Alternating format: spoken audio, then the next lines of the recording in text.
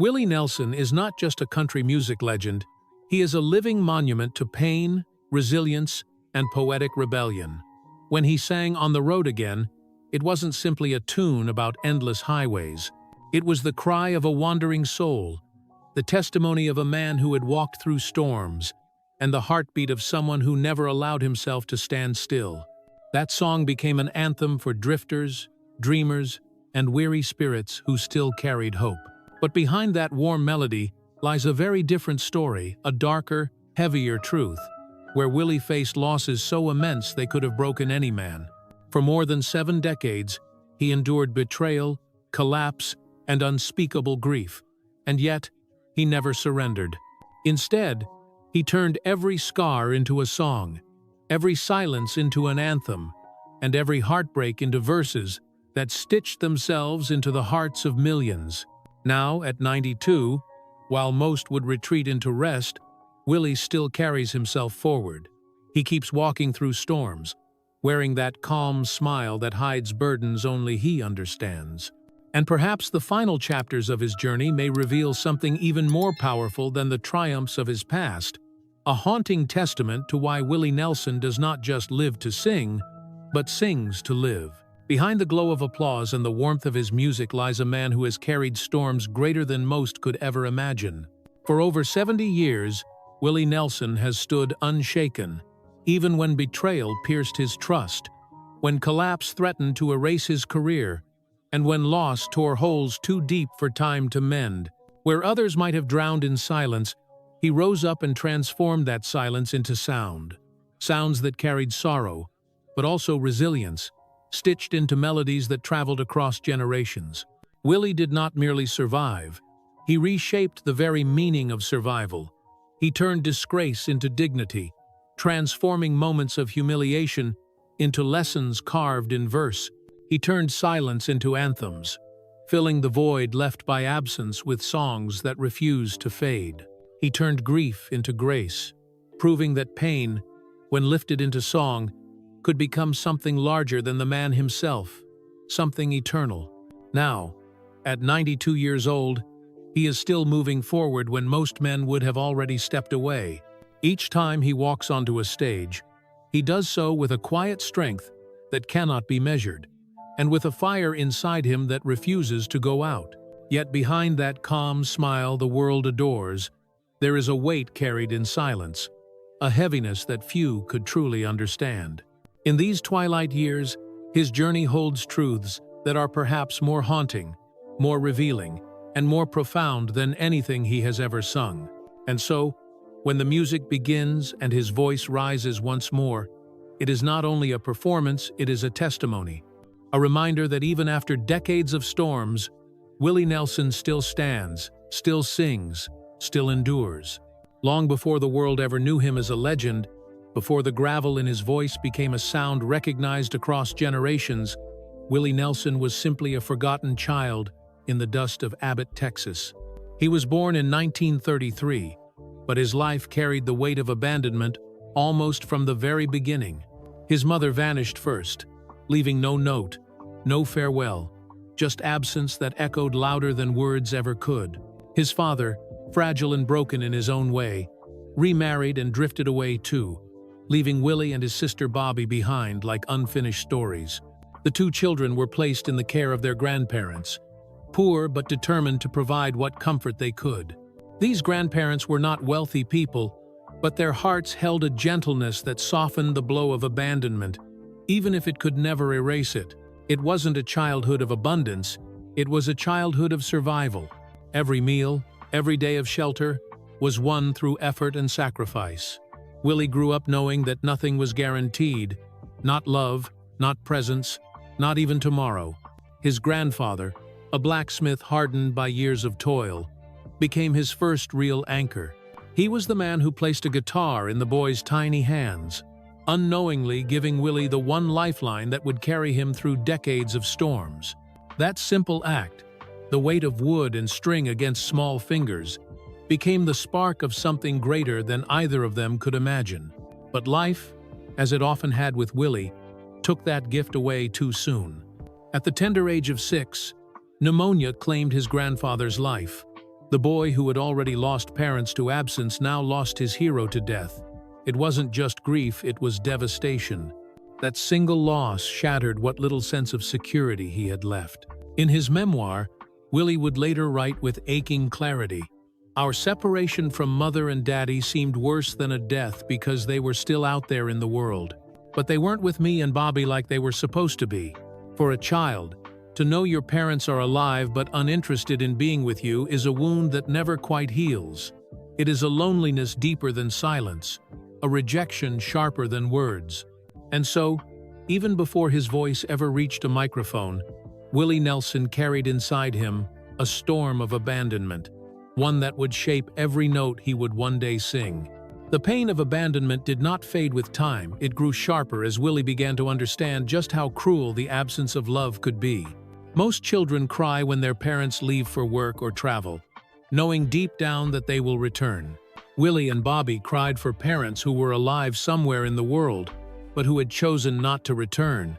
That kind of wound was not just sadness, it was a deep betrayal of trust that no child should ever carry. By the time Willie turned 7, he was no longer reaching for toys the way other children did. Instead, he clung to a guitar as though it were his only lifeline. That instrument became more than a hobby, it became a way to keep his heart beating. Each chord was not simply practice, it was a desperate attempt to fill the silence left by voices that should have been there but never were. At 9 years old, while other boys were playing games in dusty Texas fields, Willie was already performing in local bars, his small frame holding an oversized guitar, his voice trembling yet strangely steady. He also sang gospel in church, but even in God's house, the boy's songs weren't cries for salvation, they were pleas for connection. Every stage he stood on, no matter how small, was less about applause and more about being heard, about proving to himself that his voice mattered in a world that had so often told him otherwise through silence. Those early performances were the beginning of something larger than music. They were acts of survival. Each note he sang was a shield against the loneliness gnawing at his chest. Every lyric was a thread stitching together the broken pieces of a boy who had lost too much too soon. Even decades later, when he was already a legend, he confessed that he had never escaped that silence from childhood. "There was always that silence," he recalled. "I filled it with song because no one else was talking to me." What kind of ache must a child carry to turn loneliness into a lifelong career? What kind of emptiness must echo in a home for those echoes to become lyrics? Willie never forgot those nights of lying awake, staring at the ceiling, asking himself why love always seemed to leave. His music, so full of longing, beauty, and resilience, was born from the cries of a child who simply wanted someone to listen. The memories of those years in Abbott, Texas never loosened their grip on Willie's heart. He carried them like invisible scars that shaped not only his music but his very soul. The Texas sun was relentless, punishing rather than warming, and for a young Willie, it seemed to mirror his own life, merciless, unyielding, and always pressing down. By the time he was barely a teenager, he was already working the cotton fields, bending over under the weight of blistering heat, his small hands torn and bleeding, as he picked row after row just to help his family survive. Hunger was not just a growl in the stomach, it was a constant ache that reminded him of everything he didn't have. By adolescence, Willie had seen more loss than most grown men. Graves were already familiar, goodbyes already routine, doors closed to him long before they should have. Yet somehow, he did not collapse. Instead, he turned again and again to his guitar, treating it as the one friend who never abandoned him. If he didn't sing, if he didn't play, the silence threatened to swallow him whole. Every strum became an act of defiance against despair. Every song, a whispered prayer for strength. At 14, he was already older in spirit than many twice his age. He had taken on more jobs than most men could list in a lifetime. Trimming trees, working as a phone operator, bouncing in nightclubs, selling encyclopedias door to door to families too poor even to buy proper meals. In interviews years later, he admitted how hollow it felt trying to sell a $600 set of encyclopedias to people who could barely keep food on their tables. But when you are young, desperate, and chasing something as fragile as a dream, dignity is a luxury you cannot always afford. And yet, even in the middle of that struggle, his music continued to grow. He played in bars at night, spun country records as a disc jockey by day, and slept wherever exhaustion overtook him on floors, in cars, sometimes with no roof at all. Nashville, the city where every aspiring country singer's dreams were supposed to find wings, slammed its doors in his face over and over again. To the gatekeepers of the industry, his voice was too rough, too unrefined. No record deals, no encouragement, just endless rejection and silence. The silence was something Willie already knew well, but facing it as a grown man made it cut deeper. He had survived a childhood of abandonment, but now the world of music, the very place he thought might save him, seemed to be abandoning him too. Still, he refused to let go of the one thing he had always clung to, his songs. And as long as he had his guitar in his hands, he would not give up, no matter how heavy the silence became. The weight of rejection grew so heavy that at times it nearly crushed him. In his 20s, when hope should have been burning brightest, Willie found himself living in a broken-down trailer on the edge of a cemetery near Nashville.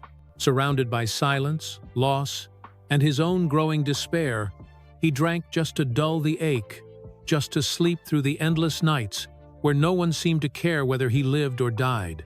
One evening, when the loneliness became unbearable, he stumbled into the middle of a busy street and lay down, waiting for cars to end the struggle he could no longer fight.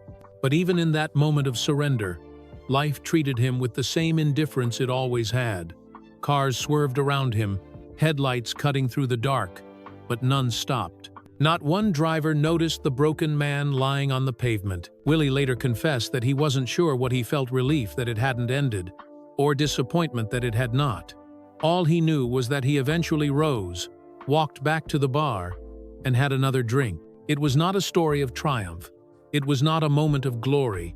It was raw survival, the kind that leaves you bruised, but still breathing. That night could have been the end. It could have been the final, tragic verse of a life that never got to sing. But instead, it became a turning point. Because sometimes the greatest act of strength is not in standing tall, but simply in standing back up. Willie did not rise because he saw a clear future, or because hope returned to him. He rose because he refused to quit, because something deep inside him, born from years of pain and loss, told him to keep moving forward, even when the road was invisible. There were still nights when he had nowhere to go. He tried hitchhiking to Portland, Oregon, in a desperate attempt to reconnect with his estranged mother, carrying only his guitar and the fragile hope of a reunion. Car after car passed without stopping, rain soaking through his clothes, until he finally curled up in a ditch, guitar beside him like a faithful companion. Just when it seemed that fate would leave him there to wither, a truck driver stopped. The stranger offered him a ride and pressed $10 into his hand for a bus ticket. It was not much, but to Willie, it was everything. That moment became part of the quiet mythology of Willie Nelson, not the superstar, but the man who refused to stay broken. He would later call those years a long storm. A storm with no shelter, no compass, no applause. But in the middle of it, he discovered the truth that would define the rest of his life. Music was all he had, and if he was going to survive, it would have to be enough. By the late 1952nd, Willie Nelson had endured more rejection than most aspiring musicians could stomach, yet he never loosened his grip on the guitar that had been with him since childhood. While others might have given up, trading dreams for steady jobs, Willie clung to the belief that music was not only his calling, but his only means of survival. After years of picking cotton under the brutal Texas sun, patching saddles, selling encyclopedias, and climbing telephone poles to make ends meet, he still spent his nights hunched over a guitar, scribbling lyrics on scraps of paper, as if each word might be his salvation. In 1959, broke and living in a small apartment in Houston with a baby on the way, he wrote a tender gospel ballad called Family Bible. The song was inspired by memories of his grandmother singing hymns around the dinner table. the one moment of warmth he could recall from his fragmented childhood. But when rent and groceries stood in front of him like immovable walls, he made a decision that cut deep. He sold the rights to Family Bible for just $100. The song went on to become a radio staple, celebrated for its purity and timeless spirit. It became a hit for Claude Gray. And yet, when the applause echoed, Willie's name was nowhere to be found. The song had lifted hearts across America, but it left its creator invisible. This pattern of heartbreak would repeat itself in the years to come. He wrote song after song, each one drawn from the marrow of his suffering, each one echoing the loneliness that had chased him since boyhood, and one by one, those songs were carried into the spotlight by other voices.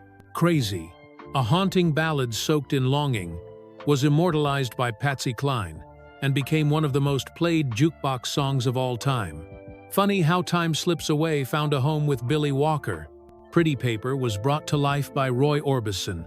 The world sang his words, yet few even knew his name. For most, this would have been unbearable, to write the soundtrack of a generation while remaining invisible in its credits, to watch others rise on the back of your work while you served drinks or played for tips in dimly lit bars. And yet, Willie endured. He kept writing, because to him, the songs were not about recognition.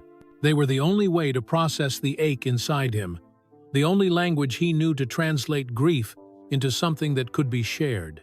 Still, the rejection in Nashville was merciless. Producers told him his voice was too raw, too unrefined, too weathered by life.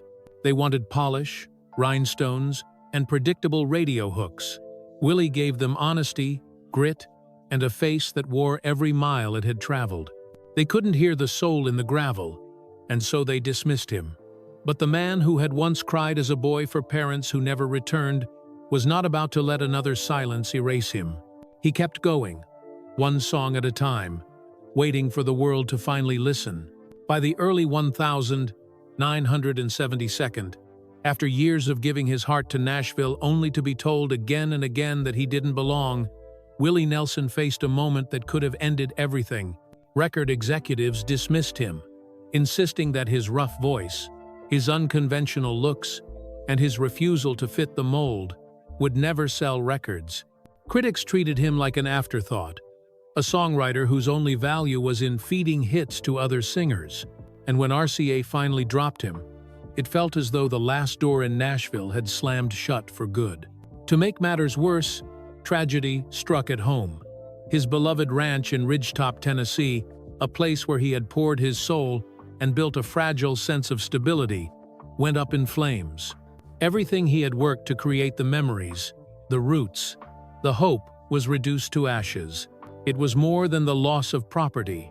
It was as if the universe had set fire to his past, signaling that the man he had tried to be for the industry was gone. Willie was just 39 years old, and in that moment, it seemed he had nothing left. No label, no home, no marriage, no future. But from the smoke and ruins came an unexpected chance at rebirth. He left Nashville behind and returned to Texas, the place that had shaped him, the land that never demanded he pretend to be someone else. Austin, in the early 1972nd, was unlike anything Willie had ever known. It was a collision of world's long-haired hippies mingling with rugged cowboys, radicals and rednecks drinking side by side in smoky bars. It wasn't about image or approval. It was about honesty, about whether a song came from the soul. And there, in the chaos and freedom of Austin, Willie was finally seen for who he was. He didn't have to wear rhinestones or slick back his hair. He could braid it, let it flow, sing the way he wanted, and smoke what he pleased. In that environment, the very qualities Nashville rejected became the reasons people loved him. They didn't just hear his songs, they felt them in their bones. In 1973, he released Shotgun Willie, an album that didn't beg for approval or chase radio trends. It was raw, unpolished, and defiant, a mirror of the man himself. Critics were baffled, unsure of what to make of it, but fans understood. They recognized the truth in his voice, the grit in his words. That record cracked open the door to something bigger. His next project, Phases and Stages, a concept album built around the pain of heartbreak, pushed even further. And in 1975, he released Red-Headed Stranger, a stripped-down masterpiece so sparse that Columbia Records thought it was a mistake. But Willie refused to change a note. The world leaned in, listened, and history was made. For the first time, Willie Nelson wasn't just surviving the industry, he was reshaping it. He had walked away from the ashes of rejection and built a stage of his own. A stage where honesty mattered more than polish, where imperfection itself became a kind of truth. And as the music world leaned closer, Willie realized he had finally found the freedom he had been chasing since childhood. With his career finally breaking through, Willie Nelson's life seemed to be gaining the kind of momentum he had been denied for so long. In 1975, when Red-Headed Stranger shocked the industry by becoming a massive success, Willie was no longer just another songwriter lost in the shadows of Nashville. He had become the face of a movement. His authenticity, his braids, his outlaw spirit, all of it drew people in. And yet, even as the world was finally singing his songs and celebrating his defiance, behind the curtain another storm was brewing, one even more personal than the battles he had fought with record labels and critics. At the time, he was still married to Shirley Colley, his second wife, a talented singer who had shared both his stage and his struggles. Shirley had stood by him through nights of exhaustion on the road and through the disappointment of closed doors in Nashville. She had believed in him when so many others had turned their backs. But one quiet afternoon, that fragile trust shattered. Shirley accidentally opened an envelope addressed to someone else. Inside was a hospital bill, a document so ordinary in appearance, yet carrying a truth powerful enough to destroy a marriage. The bill listed charges for the delivery of a baby girl, born to Mrs. Connie Nelson. The name leapt off the page, undeniable. It was not hers. In that instant, Shirley understood everything. She did not need explanations or excuses. The truth was there in black and white. Willie had a mistress named Connie, and together they had a daughter, Paula. When confronted, Willie tried to deflect, to downplay the situation. He insisted it wasn't what it seemed, but the evidence was too clear. Finally, with his back against the wall, he confessed in a quiet, almost defeated voice, "Connie's my girlfriend. Paula's our daughter." And that moment cut deeper than any rejection Nashville had ever delivered. It was not just betrayal, it was the breaking of something sacred. Shirley had stood by him through poverty, obscurity, and struggle, but this truth left a wound that could not be patched. Their marriage collapsed under the weight of secrets too heavy to carry. Willie would go on to marry Connie, but the cost of that union lingered for decades, not only in headlines but also in his own heart. Years later, he would reflect on the string of marriages and partings in his life with a weary kind of humor, saying, "There's no such thing as ex-wives, only additional ones." It was a line delivered with a smile, but behind the joke was exhaustion, guilt, and the heavy ache of too many goodbyes. Around the same time, as if fate wanted to test him even further, his cherished ranch in Ridgetop, already scarred by fire once before, was gone. The home he had built with his sweat and spirit was reduced again to ruins. In a cruel twist, he was left with nothing but ashes in his hands, both in his personal life and in the life he had tried to build outside of music. He was just entering his 40s, but he felt as though he had lived several lifetimes of loss already. At that crossroads, Willie could have walked away. Many would have. Yet something within him refused to stop. Even when life stripped him bare, even when love betrayed him, he still had one thing left: music. And it was that lifeline, once again, that kept him moving forward into the unknown. The collapse of his marriage and the destruction of his beloved ranch left Willie Nelson standing in ruins, not only materially but spiritually. By the time he reached 40, he had endured the kinds of losses that might have silenced any man. The home that had once represented stability was reduced to smoke and ashes, and the love that had once sustained him ended with a bitter revelation. Nashville had turned its back on him, and now life itself seemed to be pushing him toward an ending he did not want. But instead of disappearing into the shadows, Willie did something extraordinary. He kept walking forward, carrying nothing but scars, stubbornness, and a guitar that had always been his truest companion. When he returned to Austin after his world had burned, he did so with no illusions. He was no longer trying to win the approval of record labels or critics.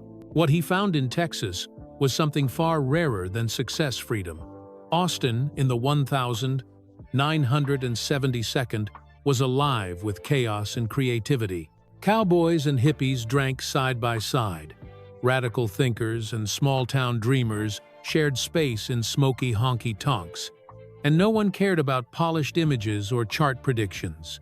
What mattered was whether the music felt real, whether it came from the heart.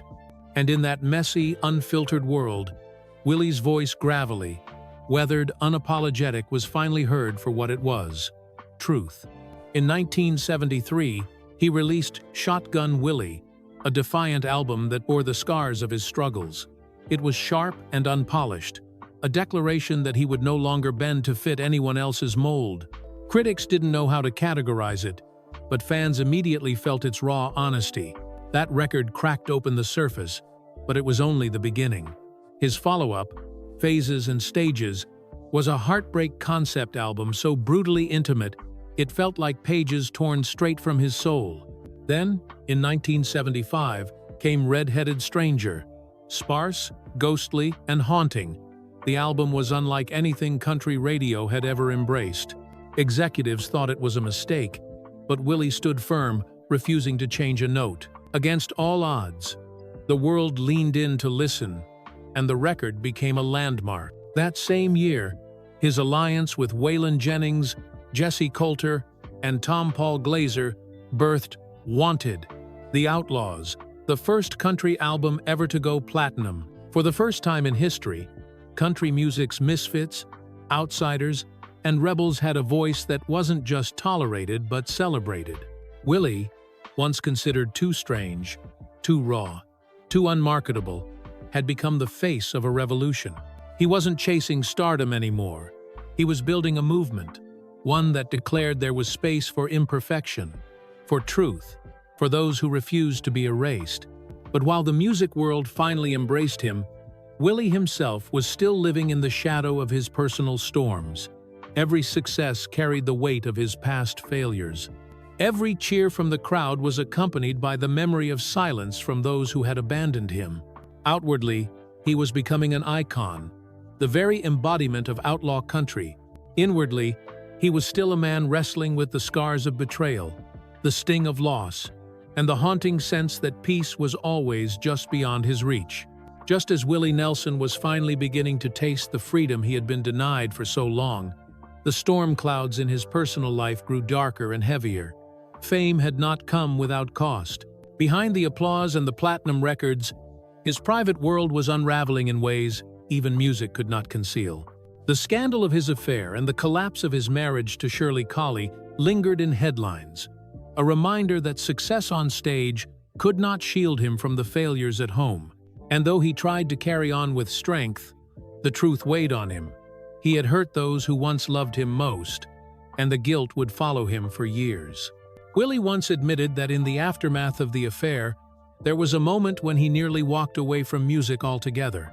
It wasn't because the songs had left him, but because he feared he no longer had the strength to endure the chaos surrounding them. He was emotionally exhausted, spiritually hollow, and uncertain whether the road he had chosen was worth the pain it demanded. Yet even in that dark moment, something deep within him refused to let go. Perhaps it was stubbornness, perhaps the remnants of that child who once clutched a guitar as his only comfort. But Willie knew one thing for certain: if he quit singing, he would lose the last piece of himself that still felt alive. And so, even when his heart was heavy, he kept stepping onto stages. He sang not because he felt whole, but because the act of singing itself kept him from falling apart.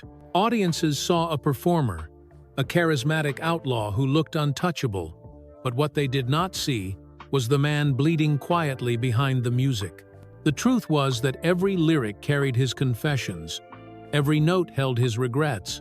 When he sang of heartbreak, it was not just for the crowd, it was for himself. A way of whispering his pain into the night and finding temporary relief in the echo. This was what made Willie different from so many others. He did not hide his wounds. He transformed them. The flames that had taken his home, the betrayal that had ended his marriage, the rejection that had nearly crushed him, all of it became fuel for his art. Where another man might have collapsed, Willie endured, walking through the fire not because he felt fearless, but because he had no other choice. Music had always been his lifeline, and it remained so now, pulling him forward through ashes, heartbreak, and silence. It was in these years that Willie Nelson ceased being simply a man singing songs. He became something larger, a figure who embodied survival itself. To hear him was to feel not just entertainment but endurance, proof that even the most battered heart could still find rhythm, and even the most broken soul could still create beauty. By the early 1992nd, Willie Nelson had already weathered more storms than most men could imagine. He had clawed his way out of obscurity, rebuilt himself from rejection, and turned personal ruin into musical triumphs. But just when it seemed he had secured a hard-earned peace, another blow came, this time not from broken marriages or burned-down homes, but from the federal government. In 1990, a letter arrived from the IRS, cold and merciless, demanding $16.7 million in unpaid taxes. It was a staggering sum, the kind of number that could crush anyone, and it left Willie staring at the possibility of losing everything he had built all over again. The debt wasn't entirely his doing. Years of financial mismanagement, bad advisors, and blind trust had left him vulnerable. But to the IRS, none of that mattered. Federal agents raided his ranch, seizing not just property but memories. Recording equipment, instruments, even Trigger, his beloved guitar, scarred and sacred from decades on the road, was at risk. To Willie, it felt like watching his life being boxed up and carried away, a humiliation so deep it almost seemed unbearable. Most men in his position would have declared bankruptcy, hidden behind lawyers, or quietly faded from the public eye. But Willie Nelson had never been like most men. Instead of folding, he did what he had always done when life pushed him against a wall. He turned to music. With nothing left but his voice and a stripped-down studio, he recorded an album that was part confession, part survival plan, the IRS tapes. Fooled by My Memories, released in 1992, the album was as raw and unpolished as the man himself. Just his voice and guitar, each note carrying the weight of desperation and resilience. The concept was as unconventional as it was brilliant. Instead of hiding from his shame, Willie put it on display. The album was sold directly to the public, advertised in late-night infomercials, almost like a man standing on a street corner offering pieces of his soul for survival. And then something extraordinary happened. America listened. Fans old and new rallied behind him, not out of pity, but out of gratitude. For decades, Willie's music had been the soundtrack to their lives, carrying them through heartbreaks, highways, and long nights. Now it was their turn to give something back. The response was overwhelming. Album sales poured in, donations followed, and little by little, dollar by dollar, the mountain of debt began to crumble. Willie never declared bankruptcy. He never begged. He simply sang, and his fans answered. By the mid-1992nd, most of the debt was repaid. Trigger was back in his hands, and more importantly, his dignity was intact. What could have been the end of his story instead became another testament to his resilience, another reminder that when the world tried to bury him, he found a way to rise again. For most artists, the IRS debacle would have been a tragic footnote in their careers. For Willie, it became another chapter in the legend of a man who refused to quit. Once again, he had taken disgrace and turned it into dignity, proving that resilience sings louder than ruin. While the battle with the IRS could have been the final trial in Willie Nelson's long journey, life was not finished testing him. What came next was not about money, not about career, not about public humiliation. It was about the deepest wound a parent can ever know. On Christmas Day, 1991, while millions of families across the country gathered to celebrate joy and togetherness, Willie received a phone call that would shatter his world forever. His firstborn son, Willie Nelson, was gone.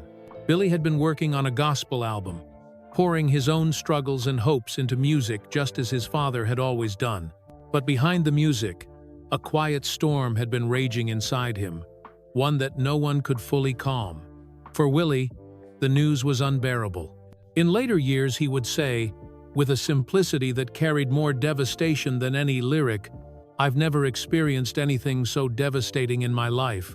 These words came from a man who had lost homes, marriages, friends, and fortunes. Yet nothing compared to the loss of a child. There are no songs for that kind of pain. No melody can soften the silence left by a child's absence. From that Christmas forward, every note Willie strummed carried a hidden echo of Billy's unfinished voice. Every performance became a conversation with a son who would never sing again. And every Christmas, while the world lit candles and sang carols, Willie carried a shadow in his heart, a reminder that even legends cannot escape the cruelty of grief. For years afterward, Willie stopped performing Christmas shows. When he eventually returned to the stage during the holiday season, those who listened closely could hear the difference. His voice, though steady, carried a weight that had not been there before. There was a pause in his phrasing, a depth in his tone, as if every lyric was heavy with something unspoken. Fans might have been uplifted by his songs, but beneath them was a father singing through tears no audience could see. The empty chair at family gatherings never disappeared. It sat there like a silent witness, a reminder of the son who should have been there, laughing, singing, and carrying the Nelson name forward. Willie could fill stadiums with music, but he could never fill that chair. And so he did the only thing he had ever known to do. When faced with unbearable silence, he kept singing. Not because it healed him, but because singing was the only way to survive what could not be healed. This chapter in his life was not about resilience in the face of rejection or survival in the music industry. It was about endurance in the face of heartbreak, so personal it stripped away even the armor of fame. Willie Nelson, the outlaw, the icon, the legend, was in truth just a father who had lost his son. And though the world would continue to see him as larger than life, inside he carried a wound that would never fully close. As the years passed, Willie Nelson kept moving forward, but loss continued to follow him like a shadow that refused to let go. The tragedy of Billy's death never left his heart, but life still demanded more from him, demanding that he endure one heartbreak after another. In February of 2020, just as the world was beginning to whisper about a strange new virus, Willie was struck by a different kind of grief, the kind that comes from losing someone who had stood beside you for a lifetime. Paul English, his drummer, his protector, his brother in spirit, passed away at the age of 87. Paul was far more than a bandmate. He was the man who had walked into Willie's life back in 1955, when Willie was still playing for scraps of change and sleeping in cars. Paul showed up with nothing more than a pair of paintbrushes and a cardboard box, insisting he could drum, and somehow, he did. From that day forward, Paul became a constant presence in Willie's world. Through bar fights, empty pockets, endless highways, and hostile venues, Paul was always there, sometimes carrying a pistol in his boot, other times simply carrying the calm that kept the band from falling apart. Willie once said of Paul, "If I hadn't gone with Willie, I'd be in the penitentiary or dead." It was not a joke, it was the truth. Paul had lived on the edge, and it was Willie's music that gave him direction, while Paul's loyalty gave Willie stability. Their bond was deeper than rhythm. It was family. So when Paul died, the loss left a silence that no drumbeat could ever replace. Willie's daughter, Amy, called Paul the co-patriarch of their family, a man who didn't just keep time for the band but kept the family itself together. On stage, the music still played, but to Willie, something essential in the rhythm was gone forever. 2 years later, in 2022, grief struck again. This time it was his sister, Bobby Nelson, the woman who had been with him since the very beginning. Together, they had been raised by their grandparents after being abandoned by their parents. It was Bobby who sat at the piano beside him as a child, who played on his earliest recordings, who knew every scar he carried from those empty years. She wasn't just his sister, she was his first duet partner, his lifelong harmony, the keeper of their shared memories. When she passed, it wasn't only a sibling he lost, it was part of his own history, a bridge to a past that no one else could remember the way she did. Willie himself admitted, "Without my sister, I'd never be where I am today. I've always needed her." The weight of that loss was crushing. Bobby wasn't only a part of his music, she was a part of his identity. Every time he performed afterward, he played her favorite songs more slowly, almost as though he was waiting for her to join in, listening for a harmony that would never arrive. Her absence lingered in the pauses between chords, in the quiet moments when the crowd fell silent and Willie's mind wandered back to the little boy in Abbott, Texas, who had once clung to her presence just to survive. And then, as if fate wasn't finished, September of 2024 brought another devastating blow. Kris Kristofferson, Willie's brother-in-arms, fellow highwayman, and cosmic friend, passed away at the age of 88. With Johnny Cash and Waylon Jennings already gone, Kris had been the last of Willie's comrades from the legendary outlaw supergroup.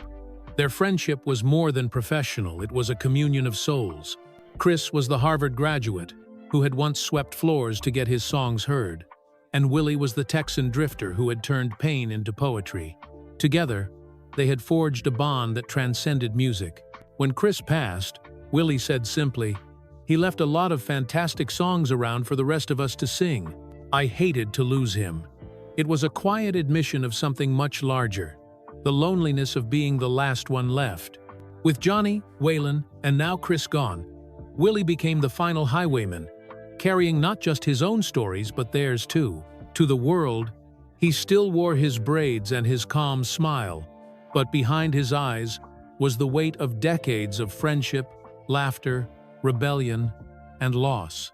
On stage, the crowd still saw a legend, but inside, Willie felt the solitude of a man who had outlived almost everyone who had ever truly understood him.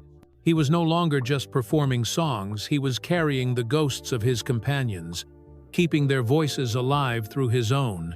By the time Willie Nelson reached his 90s, the stage lights that once symbolized triumph now carried the weight of memory.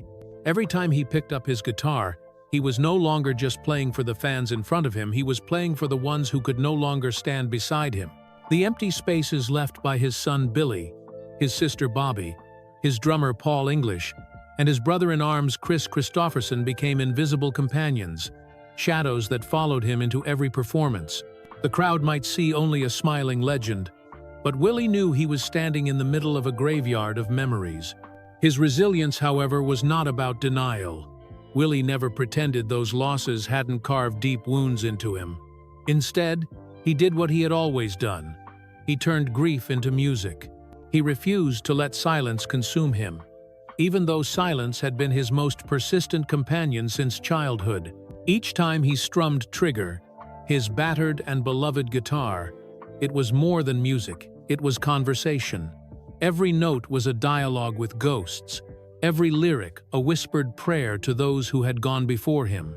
At 92, when most men would have surrendered to the slow pull of age, Willie carried on with a determination that seemed almost otherworldly.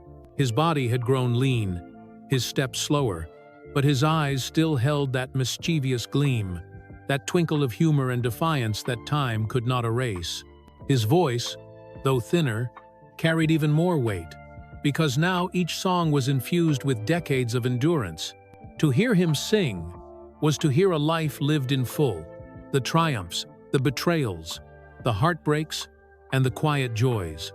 In interviews, when asked about death, Willie spoke not with fear but with a serenity that astonished many. "I don't hurt anywhere. I don't worry about dying," he told the press in 2025. These words were not bravado. They were the calm reflections of a man who had endured so much pain that the idea of death no longer frightened him. He had already carried grief heavier than mortality itself. What was there left to fear? On his ranch in Texas, surrounded by wide skies and the rhythm of nature, Willie found a peace that Nashville had never given him and fame could never buy. There, walking slowly among the fields, breathing in the wind, and watching his children carry forward his legacy, he seemed less like a fading star and more like a living poem. Every chord he played, every verse he sang, was not a farewell but a continuation, a reminder that music, once born of pain, could outlive even the body that created it. And so, though the world sees a man at the twilight of his life, Willie Nelson continues to show that twilight can still burn with light. He remains not just a survivor, but a testament to the power of turning suffering into song, of choosing to endure when surrender would be so much easier. The story of Willie Nelson's resilience would not be complete without the battles he fought within his own body. Long before he became an outlaw icon, the seeds of his greatest physical struggle had already been planted. As a child of only 6 years old, Willie was swapping eggs from his family's chicken coop for packs of Camel cigarettes, imitating the habits of adults around him. What began as a boy's attempt to look older soon became a lifelong shadow. For decades, cigarettes clung to him, as constant as the guitar slung across his back. The consequences were devastating, not only for him but for his family. Cigarettes, Willie later admitted, had claimed the lives of his mother, his father, his stepmother, and his stepfather. "Half the people in my family were killed by cigarettes," he confessed with brutal honesty. And yet, for years, even as he watched loved ones vanish because of smoking, he could not quit. He sang through the smoke, toured through the coughing, smiled through the burn in his lungs. He carried on with a stubbornness that defined him, but deep down, he knew the cost was catching up. That cost revealed itself in the cruelest way. Willie was eventually diagnosed with emphysema, a slow, merciless disease that eats away at the lungs, turning every breath into a conscious effort. The man whose voice had once soared with gravelly power now found himself struggling for air. By 2015, his health had deteriorated enough that he underwent a stem cell operation in an effort to repair the damaged tissue. For a while, the rumors swirled, whispers of retirement, of collapse, of a legend finally silenced by the weight of time and consequence. But Willie refused to let illness define him. Even as his lungs betrayed him, his spirit did not. He told reporters, "I don't feel bad. I don't hurt anywhere. I don't have any reason to worry about dying." The words sounded fearless, but beneath them was something more complex. Acceptance, a weary wisdom born of a lifetime of storms. He had faced worse than disease. He had outlived heartbreak that no body could endure without breaking. If death wanted him, it would have to wait until he had finished singing his story. In a twist that seemed both rebellious and poetic, Willie found refuge in marijuana. To him, it was not simply about rebellion anymore, it was about relief. It soothed his pain, eased the inflammation in his lungs, and kept his spirit buoyant even when his body ached. For years, his braids, his bandana, and the image of a joint in hand became as iconic as his music itself. But even that chapter had to close. When smoking anything became too dangerous for his condition, he adapted once more, trading smoke for edibles. It was a quiet transition, a recognition that though the fire had gone, the spark remained. What mattered most was not what he had lost, but how he endured. The public saw a performer who still carried himself with ease. His family, though, saw the truth. A man who woke in pain but picked up his guitar anyway. A man whose lungs ached but whose voice still reached the microphone. A man whose body had weakened but whose spirit grew louder with each passing year. At 92, most men count pills and measure their days in quiet resignation. Willie Nelson counts down to his next show. Each step may be slower, each breath more deliberate, but the gleam in his eye has not dimmed. His health may have betrayed him, but his soul never has. He is not merely surviving, he is transforming his suffering into legacy. For every scar on his lungs, he has written a verse. For every diagnosis, he has found a new chord. And in doing so, Willie Nelson has become more than an artist. He has become a testament to what it means to live fully, even as the body begs you not to. At 92 years old, Willie Nelson's life no longer resembles the restless, chaotic years of his youth.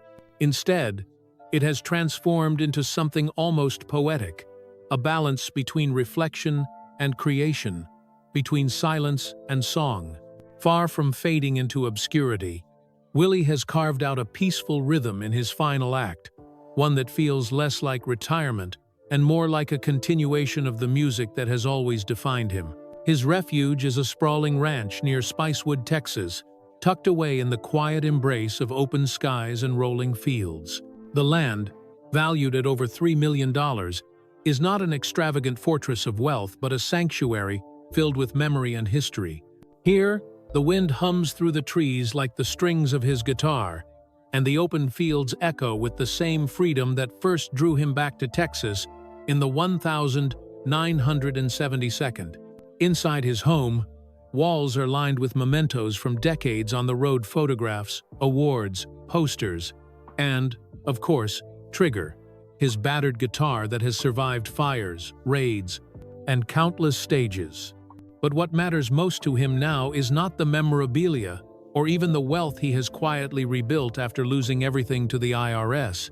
What matters is family. His children have become the center of his world, especially Lucas and Amy, who not only share his life but also his music. Lucas, a gifted musician in his own right, often joins his father on stage, their duets blending the grit of Willie's weathered voice with the fresh strength of a new generation. Amy, too, has carried forward the Nelson legacy, her voice and presence a reminder of the music that has always been the family's lifeblood. When Willie shares the stage with his children, the performances are more than concerts, they are conversations across time. They echo the days when he and Bobby sat side by side as children, playing together for comfort and connection.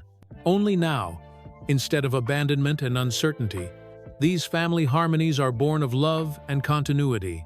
For Willie, it is as though life has finally given him back what it stole in his childhood, the warmth of family who chooses to stay. Physically, he carries the marks of his long journey. His frame is lean, his skin deeply lined, every wrinkle a map of decades spent on highways and stages. His gait has slowed, and each movement is measured. Yet his eyes still gleam with that unmistakable mixture of mischief, wisdom, and peace.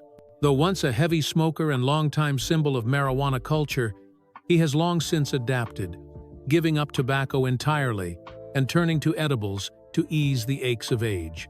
His 2015 stem cell treatment stabilized his lungs, and now he maintains his health with organic food, meditation, herbal remedies, light yoga, and long walks around the ranch. It is not an attempt to chase youth, but a way to honor age, to respect the body that has carried him so far. Financially, Willie has recovered with the same quiet determination that carried him through every other storm. Royalties from his vast catalog, revenue from tours, endorsement deals, and his successful line of CBD products have rebuilt his fortune. Estimates place his net worth between $25 and $30 million in 2025, though he still lives simply, wearing the same old boots, riding in his worn tour bus, and carrying Trigger wherever he goes. For him, wealth has never been about luxury, it has always been about freedom. And now, at last, he has enough to live comfortably without needing to bow to anyone. Even in these twilight years, Willie refuses to stop creating. In April 2025, he released his 76th solo studio album, The Last Leaf on the Tree, produced with his son Micah. The album is not a farewell but a statement, a reflection on aging, loss, and the beauty of letting go. Critics hailed it as one of the most profound late-career works in country music, a reminder that even at 92, Willie still has something essential to say. And when he steps on stage, whether alongside his children or even with artists like Beyoncé, as he did in a stunning 2024 performance, he bridges generations, proving that authenticity never ages. Willie Nelson may be the last living highwayman, but he carries not just his own story, but the stories of Johnny, Waylon, Chris, and all those he has lost. His voice may be thinner now, but it resonates deeper, heavy with history, loss, and grace. For Willie Nelson, life at 92 is not about endings. It is about presence. It is about finding peace in the Texas wind, joy in family harmonies, and purpose in every note he still manages to sing.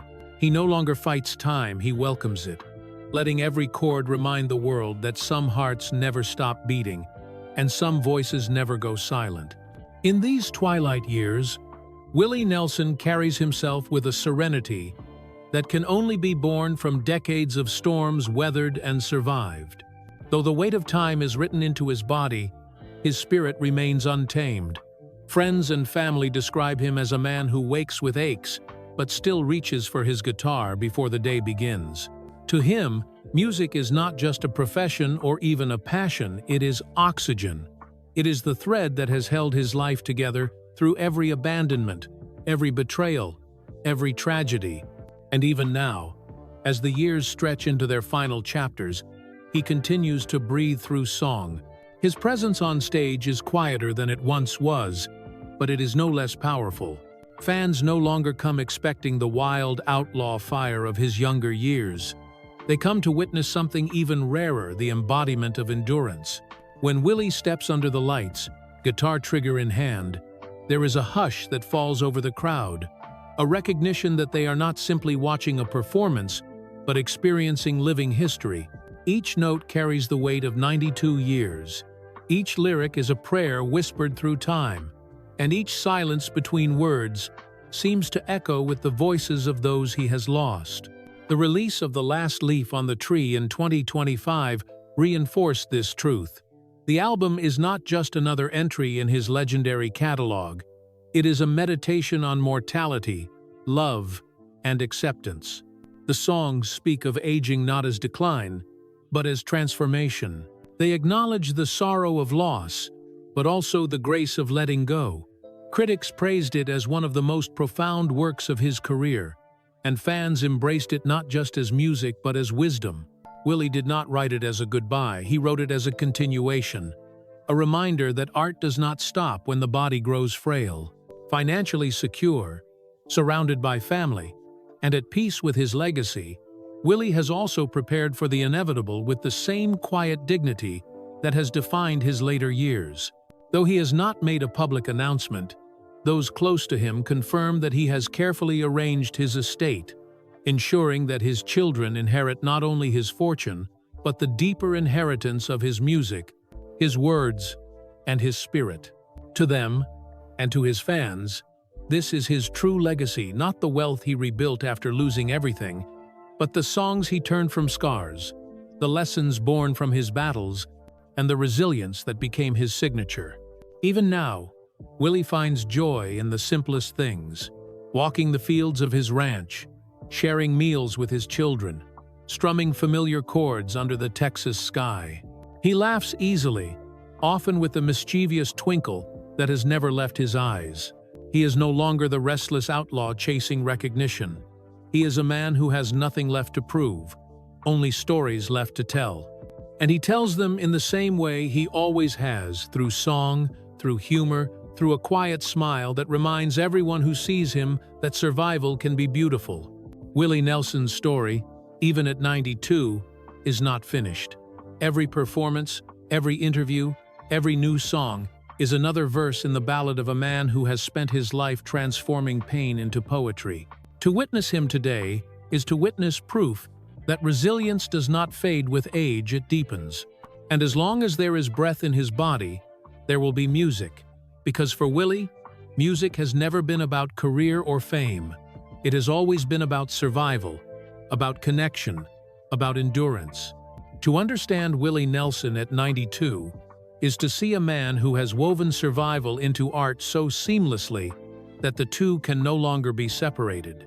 His life today may appear calm compared to the turbulence of his past, but beneath that calm lies the same fire that carried him through decades of storms.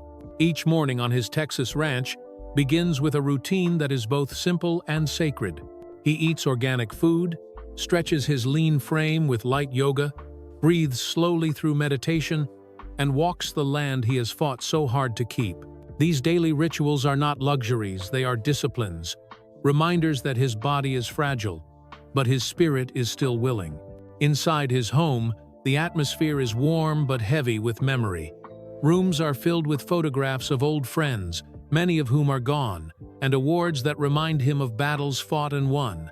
Trigger, his battered guitar, rests never far from reach, scarred and sacred, carrying within its wood the echoes of every stage Willie has ever stood on. It is more than an instrument, it is a partner, one that has aged alongside him, weathered storms, raids, and fires, yet still sings as faithfully as the man who holds it. Family has become the true center of his world. His children, especially Lucas and Amy, are constant presences in his life.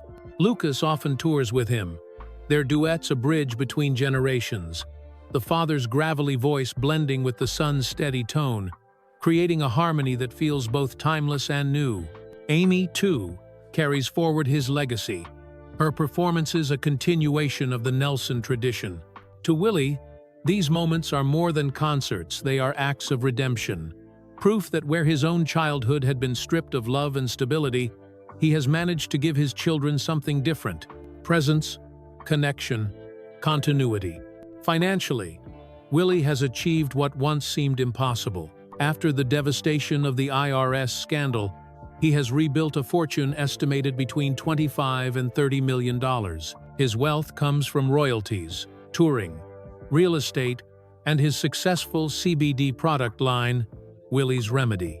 Yet, true to his nature, he does not flaunt it. He still dresses in worn boots, rides in the same tour bus, and lives modestly on his ranch. To him, money is not about luxury but freedom, the ability to keep creating, to keep playing, to keep living on his own terms.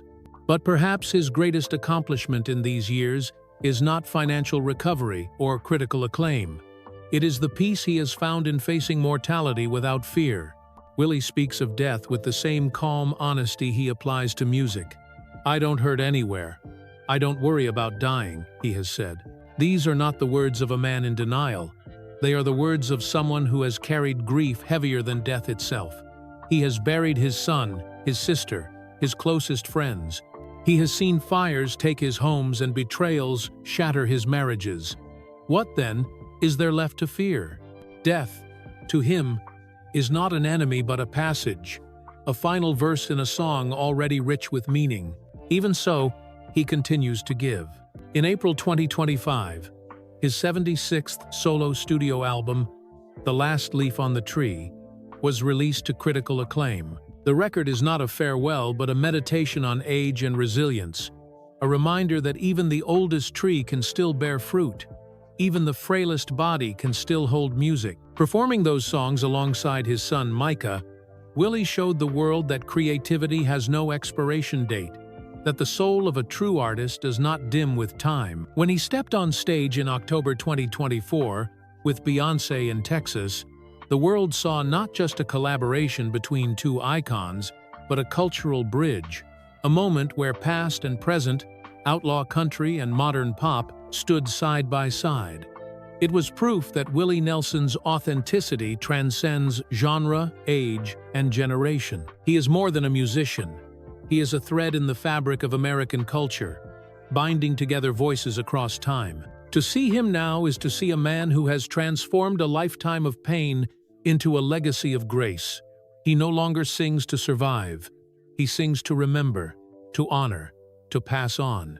His body is frail, his steps slow, but his music remains strong, carrying with it the voices of all those he has lost. And as long as he has breath, he will keep strumming, keep singing, keep reminding the world that endurance is its own kind of beauty. At this stage of his life, Willie Nelson embodies a kind of wisdom that only comes from enduring both the unimaginable and the ordinary. He has seen everything that fame can give and everything it can take away. What makes him remarkable is not simply that he is still alive at 92. but that he is still creating, still laughing, still choosing to give when the world would understand if he finally chose to rest. His days are no longer filled with the frantic pace of tours stacked back to back or sleepless nights in smoky bars, yet the rhythm of his life is still guided by music. Even when he is at home on his ranch, surrounded by silence, it is not really silence at all. It is filled with the soft hum of his guitar, the faint melodies that still spill out of him like breath. Every performance he gives now carries the feeling of a sacred ritual. Fans do not attend expecting perfection, they come to witness presence. They come to see a man who has turned suffering into poetry for nearly a century, and who continues to transform grief into song even when his body resists him. When he steps onto the stage, trigger in his hands, the room becomes hushed, not because of spectacle but because of reverence. Audiences know they are not just listening to music, they are hearing living testimony. His voice may crack, his hands may tremble, but the authenticity that pours from him is stronger than any youthful performance could ever be. Those closest to him say that Willie's strength now comes not from ambition but from purpose. His son Lucas once explained, "His resilience in the face of adversity, that's what makes him inspiring to me. For every scar on his lungs, Willie has written a song. For every loss, he has found a lyric. For every diagnosis, he has discovered a chord that turns pain into something shareable. His very survival has become art, and that art continues to guide not only his family but millions of listeners who see in him the embodiment of endurance. He is the last living highwayman, carrying the memories of Johnny Cash, Waylon Jennings, and Chris Christopherson with him every time he sings. When he performs their songs, it is not an act of nostalgia, it is communion. He becomes a vessel for their voices, a keeper of their rebellion, a reminder that authenticity cannot be silenced by death. This role weighs heavily on him, but it also gives him purpose. In many ways, he no longer sings just for himself or for his audience.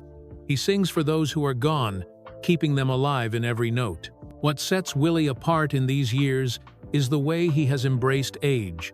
Where others might mourn the loss of youth, he accepts the reality of time with grace. He eats simply, cares for his body, tends to his ranch, and finds joy in the company of his children and grandchildren.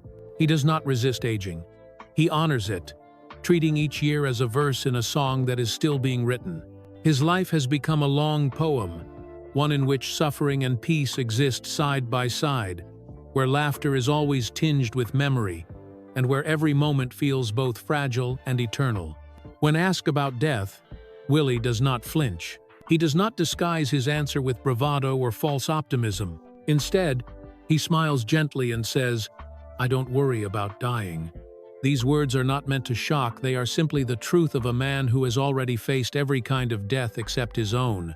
He has walked through fire, through silence, through graves, and through heartbreak that would have broken most men. For Willie, death is not an end. It is just the final stanza of a song that has already said more than enough.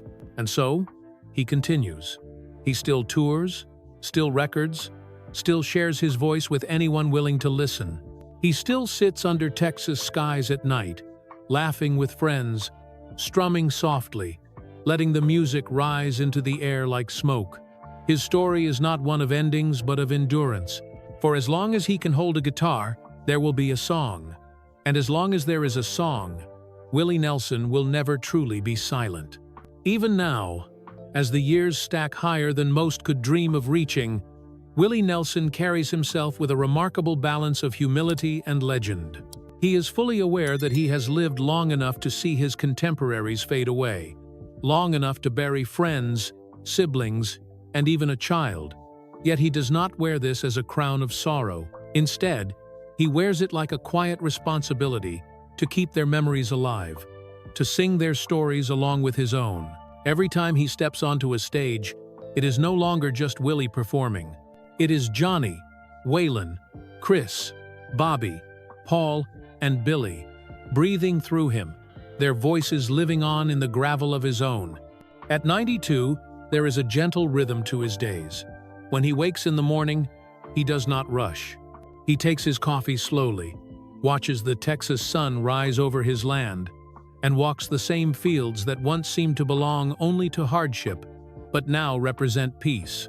His animals graze nearby, and his children often join him, their laughter weaving into the stillness.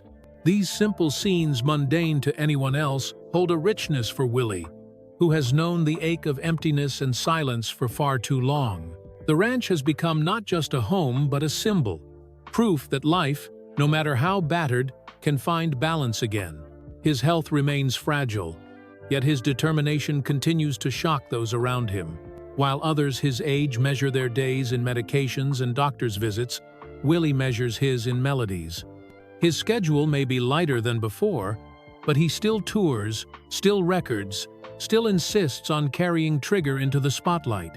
When he plays, he does not pretend to be the same man he once was. He embraces the changes. His voice is thinner, but it carries more soul.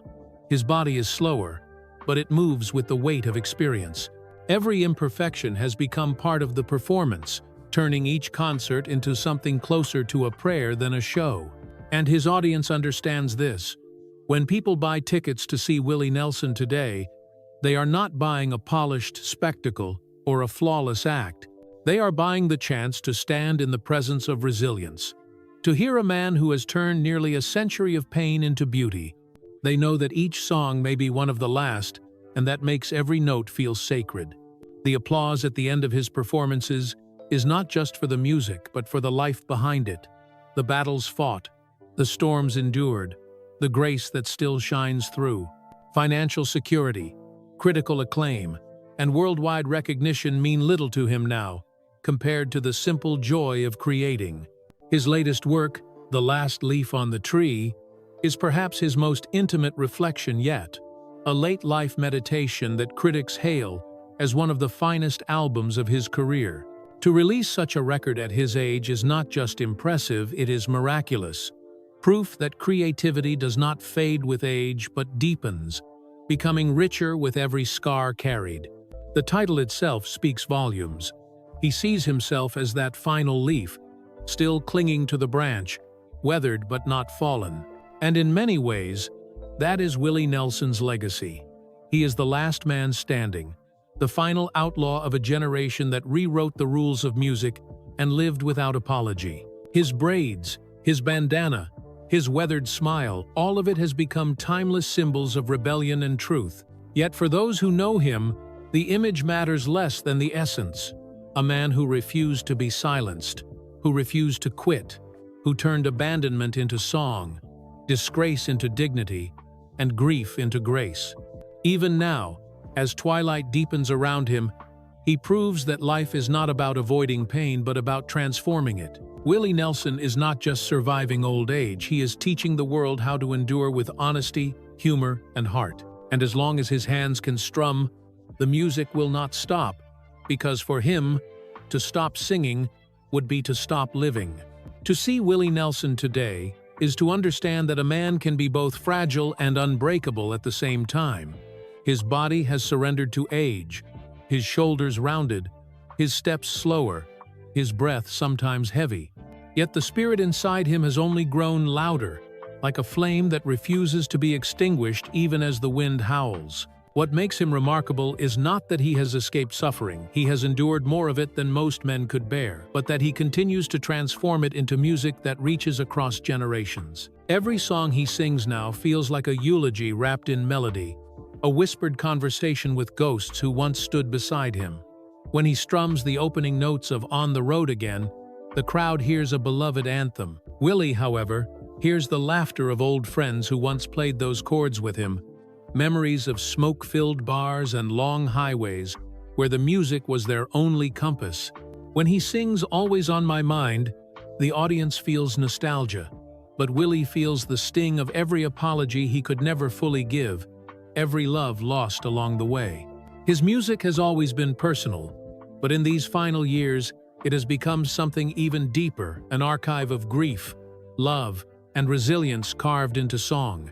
At home on his ranch, surrounded by family, the contrasts in his life become even clearer. The land is serene, the skies wide, the air filled with the hum of cicadas and the shuffle of animals grazing in the fields. Yet, inside the walls of his home, reminders of absence sit beside reminders of triumph. Photographs of his children share space with faded posters of concerts long past. Awards glisten beside worn boots that carried him across countless stages. Trigger, his guitar, rests like an old soldier in semi-retirement, its scars as visible as his own. Together, they tell the story of a man who has given everything and still continues to give. Financially secure once more, Willie lives without the fear of loss that haunted him during the IRS years. His fortune, rebuilt through relentless touring, royalties, product lines, and careful planning, allows him peace. But for Willie, money has never been the measure of success.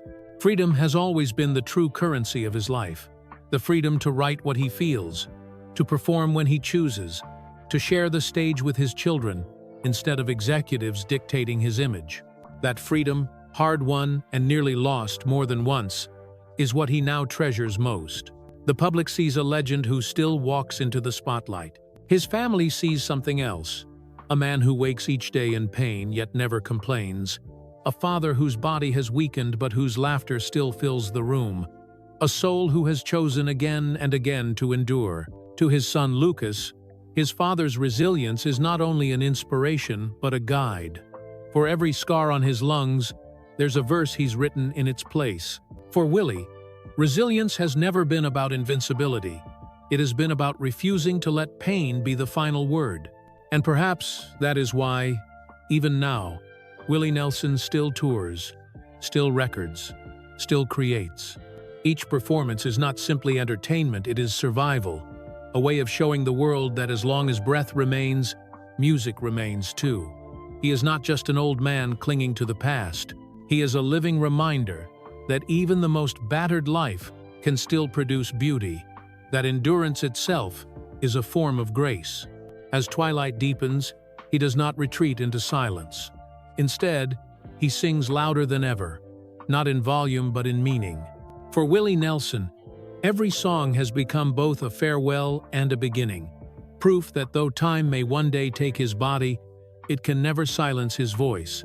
By the time he reached 92, Willie Nelson's story had become less about the records he sold or the awards he won, and more about the quiet war he continued to fight each day. That war was not waged on a stage or in the headlines, but within his own body. The consequences of decades of smoking had left permanent marks, and emphysema was now a constant reminder that even legends are mortal. Every breath he drew demanded effort. Every performance required strength that others his age had long since surrendered. Yet Willie did not frame his illness as a tragedy. Instead, he accepted it as another chapter in a life already filled with battles. One more storm he would face with the same stubborn grace that had carried him since childhood. His fans often marveled at how he managed to keep going despite the toll on his health. But those closest to him knew the truth. It was not just stubbornness, it was purpose. Willie has always believed that as long as he could sing, he could endure. Each performance was not a denial of age, but a declaration of resilience. He was not pretending to be young again. He was proving that age itself could carry power, that a cracked voice could hold more truth than a polished one, that a frail frame could command a room simply by refusing to quit. He had given up tobacco years earlier, and eventually let go of smoking marijuana too, turning instead to edibles for relief. These changes were not easy after all. His image as the outlaw bard with a joint in hand had become as iconic as his music. But Willie never let ego dictate his choices. He chose survival, not image. And by doing so, he once again showed the world that authenticity mattered more than myth. Even in this, he remained an outlaw not because he lived recklessly, but because he refused to let anyone else define what his life should look like. On his ranch, his daily routines kept him grounded. He practiced light yoga to ease the stiffness in his body, ate simple meals prepared with organic foods, and walked the wide fields under the Texas sky. These rituals, quiet and unremarkable on the surface, carried profound meaning for a man who had once lived in cars, slept in ditches, and fought simply to survive. Now, with age, he honored each breath as something worth protecting, each sunrise as something worth witnessing. Yet the truth remained. Every time he performed, it could be the last. That awareness gave his shows a sense of sacredness that audiences felt deeply. When Willie stepped onto a stage, trigger in hand, silence often fell before he even played a note. People leaned in, aware they were witnessing not just music but history, not just a performance but survival itself. Every chord, every lyric, was heavier with meaning, as though Willie was giving pieces of his soul while he still could. The release of The Last Leaf on the Tree in 2025 deepened this awareness. The record was not a farewell but a meditation on aging and mortality, filled with reflections on love, memory, and the grace of letting go. Critics praised it as one of the most profound late-career albums in country music, calling it a work of wisdom rather than rebellion. But Willie himself saw it more simply. It was another chapter, another chance to sing his truth, another way to turn fragility into art. To see him now is to see a man who has stopped fearing the end. He no longer fights against time. He welcomes it, carrying himself with a serenity that surprises those who expect bitterness. After all, what could death take from him that life had not already stripped away? He has buried his son, his sister, his dearest friends. He has lost homes, marriages, and fortunes. But each time, he has sung his way back. And so, when he says he does not worry about dying, it is not arrogance. It is the truth of a man who has already lived through every kind of death except his own. What makes Willie Nelson extraordinary in his twilight years is the way he has chosen to live not as a man winding down, but as a man still deeply present in the world. Many at his age retreat into quiet retirement, content to let memories carry them through the days. Willie, however, continues to create, to share, and to connect, as if every note he sings is a reminder that his story is still being written. Far from fading away, he seems to glow brighter, not with the fire of youth, but with the steady light of endurance. His home near Spicewood, Texas, has become more than just a residence. It is a sanctuary that holds the essence of who he is. The ranch spreads across hundreds of acres, offering him the solitude he has always needed and the freedom he has always craved. Within its walls are artifacts of a life lived on the road, worn photographs of smoky stages, weathered boots, and Trigger, his guitar, standing as a survivor alongside him. But it is not the trophies or the property that matter most. What truly fills his days now is family. Lucas and Amy, two of his children who share his musical blood, are not only companions but collaborators. When Lucas takes the stage beside him, the moment is electric, not because of spectacle, but because of continuity. The gravel of Willie's seasoned voice, paired with Lucas's strong, steady tone, creates a harmony that bridges generations. Amy, too, carries the family's spirit, often stepping into performances that feel less like concerts and more like conversations between past and future. For Willie, these moments represent something he never had as a child: family rooted in love, not abandonment. It is as if the universe has finally given him back what was stolen from him so early in life. Physically, he shows every year he has lived.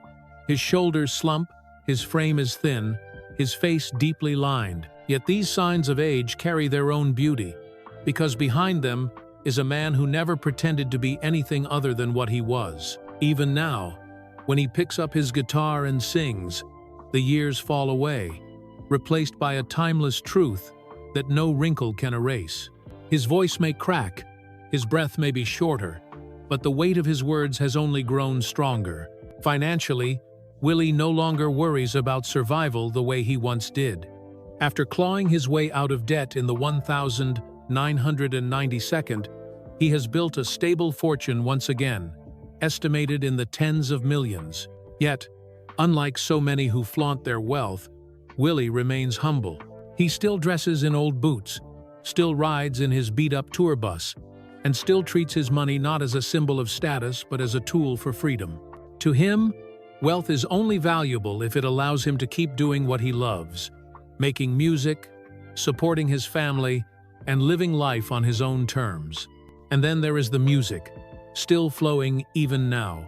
In April 2025, he released The Last Leaf on the Tree, an album that critics called a masterpiece of late-life reflection. Rather than clinging to the past, it embraced the present, turning age itself into art. The songs spoke of mortality, memory, and acceptance, not with sadness but with grace. To many, it felt like a gift, an artist sharing not just melodies, but wisdom carved from nearly a century of living.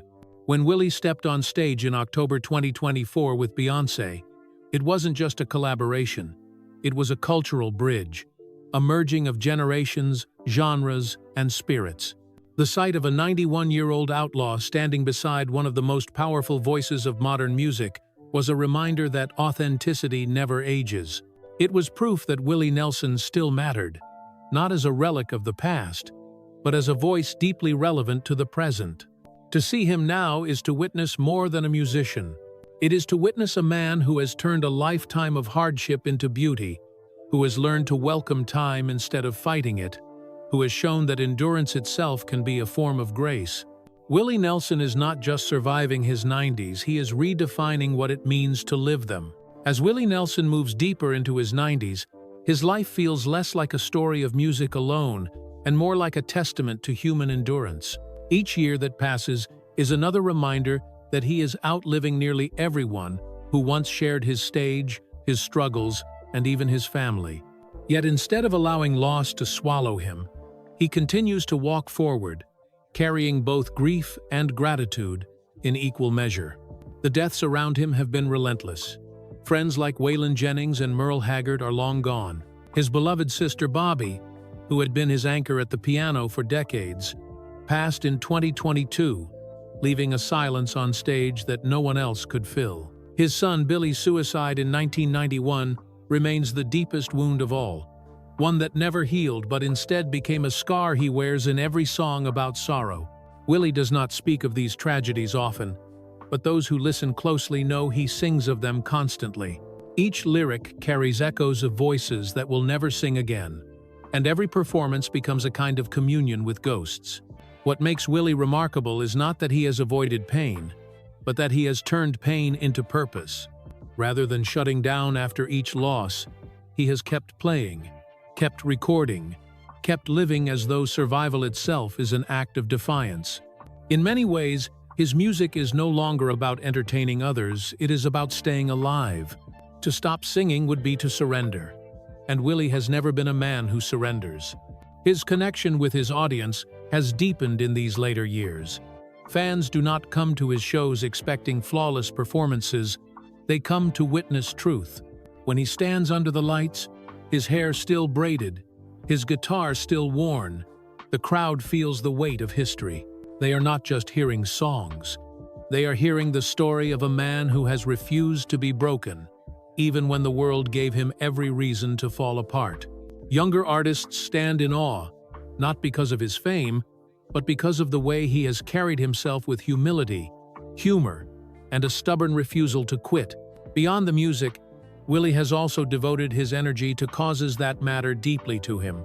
Farm Aid, the annual benefit concert he co-founded in 1985, continues to this day, raising millions to support struggling farmers across America. Environmental advocacy, the legalization of marijuana, and countless charitable acts have shaped his public identity as much as his music. To him, success has never been measured only by the charts, but by what one does with the platform given. At his age, people expect fear of death to dominate his thoughts.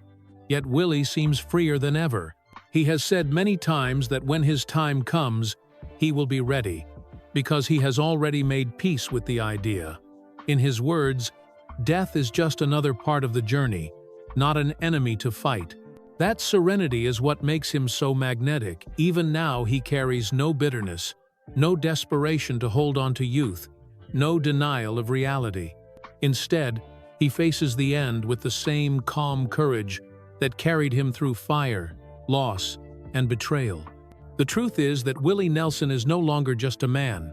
He is a living myth, the embodiment of what it means to endure, to fall and rise again, to sing through tears, and to find beauty even in suffering. His journey is not just about country music. It is about survival, rebellion, and grace. And as the last chapters of his life unfold, the world waits, not with dread, but with gratitude, grateful for the songs, the lessons, and the proof that even the most fragile voice can carry the strongest truth. In the quiet of his twilight years, Willie Nelson has become a man who lives with one foot in the present and one in eternity.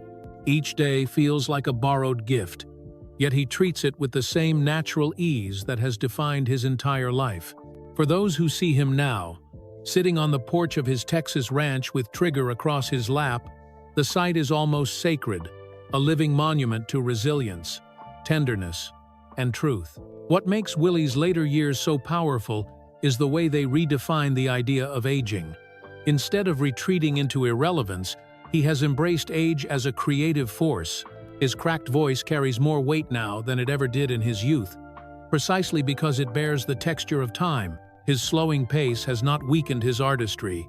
It has sharpened it, turning every note into something deliberate, something eternal. To watch him sing at 92 is not to watch a man struggling against age, but to witness someone who has learned to weave age itself into art. The stage remains his second home, though the lights shine softer and the sets feel simpler. Audiences are not just fans anymore, they are witnesses. They know they are sharing moments that cannot be repeated, that each performance might be the last. And yet, rather than sadness, what fills the air is reverence. When he sings, "Always on My Mind," or "On the Road Again," thousands of voices rise with him, as if the crowd itself is carrying him forward. The energy no longer flows only from Willie to the people. It flows both ways, a shared act of keeping something alive. But the heart of his days is not in concerts alone. It lies in family. Willie treasures the laughter of his grandchildren, the quiet conversations with his children, and the simple rituals of being surrounded by those who truly see him, not as an icon, but as a father and a grandfather. For a man who grew up without stability, who knew abandonment and hardship in his earliest years, these bonds are more than just love, they are redemption. In them, he has finally found the home he searched for all his life. His spiritual outlook, too, has grown richer with age. Though raised in a church pew, Willie long ago shed the rigid dogma of religion and replaced it with something more expansive, a belief in the oneness of all things, in love as the highest calling, in music as prayer. To him, God is not confined to buildings or rituals. God is in the songs, in the land, in the laughter of his family, in the smoke curling from his ever-present joint. That philosophy has carried him through despair, allowed him to forgive betrayals, and given him peace in the face of mortality. In his 92nd year, Willie Nelson is not merely an aging musician clinging to relevance. He is a man who has turned survival into legacy, who has shown that the scars of life can be as beautiful as the songs they inspire. His life is proof that greatness does not come from avoiding pain, but from transforming it into something that outlives us. And so, as he strums his guitar under the Texas sun, surrounded by family, friends, and memories, Willie Nelson stands not as a fading star but as an eternal flame. His voice may tremble, but his truth does not. His body may weaken, but his spirit remains unbroken. To witness him now is to see the embodiment of endurance itself, a man who has lived every note of his life and still finds music in the silence. There is a stillness that comes with Willie Nelson's presence now, a kind of gravity that fills the space before he even speaks.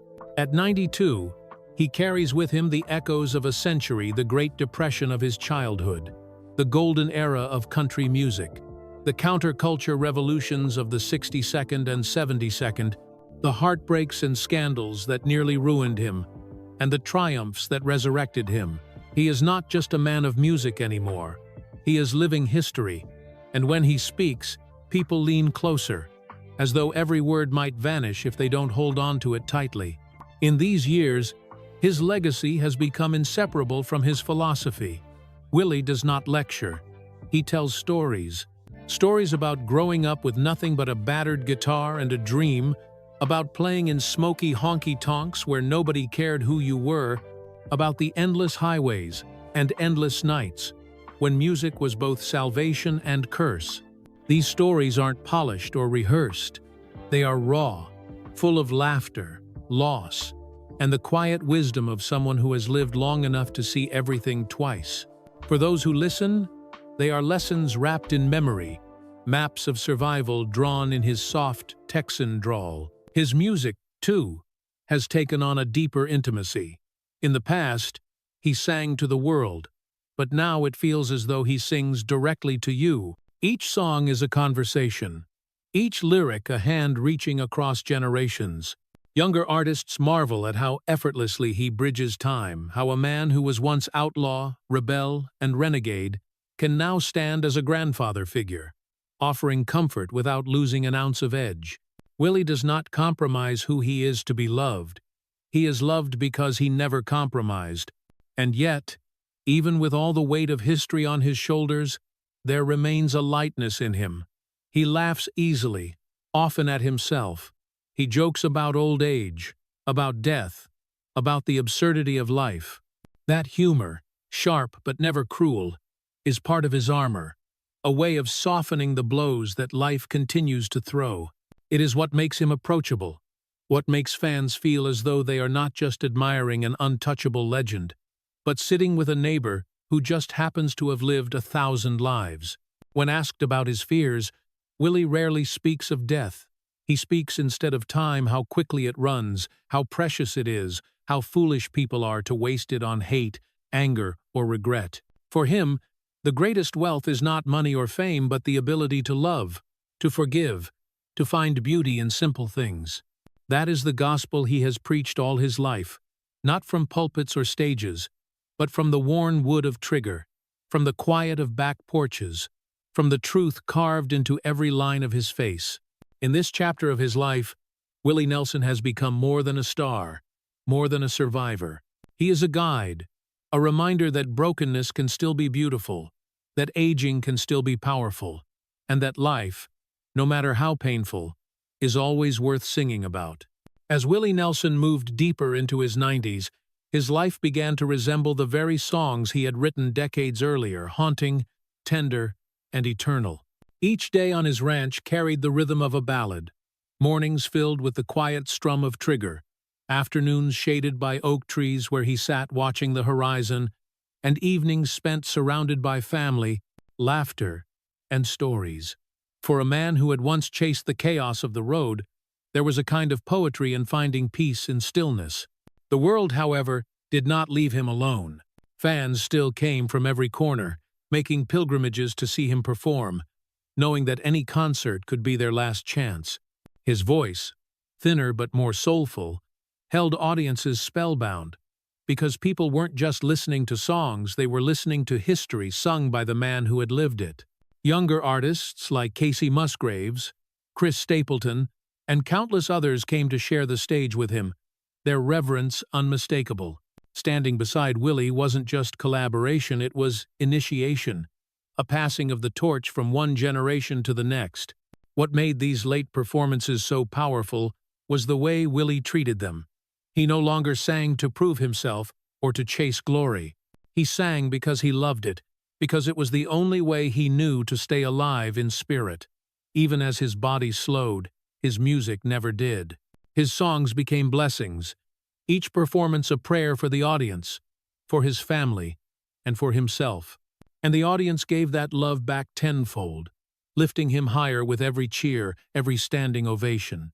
But beyond the stage lights, there was the private Willie, the father, grandfather, and great-grandfather. Family dinners meant more to him than platinum records now. He cherished the small rituals, holding a grandchild on his lap, telling bedtime stories, laughing with his daughters until his eyes watered. These moments were the true rewards of his long life, proof that love had finally found him after so many years of running and searching. For a man who had once been abandoned as a boy, Nothing could be more precious than being surrounded by a family that would never let him go. And yet, in his quiet moments, Willie often reflected on death not with fear, but with curiosity. To him, death was simply another road, another journey, another song waiting to be sung. He joked about it in interviews, but those who listened closely could hear the wisdom underneath. "When it's time," he once said, "I'll just keep on going. Probably write a song about it on the way." That simple humor revealed the depth of his acceptance. Life and death, joy and pain, love and loss, all of it was part of the same song, and Willie had been playing it all along.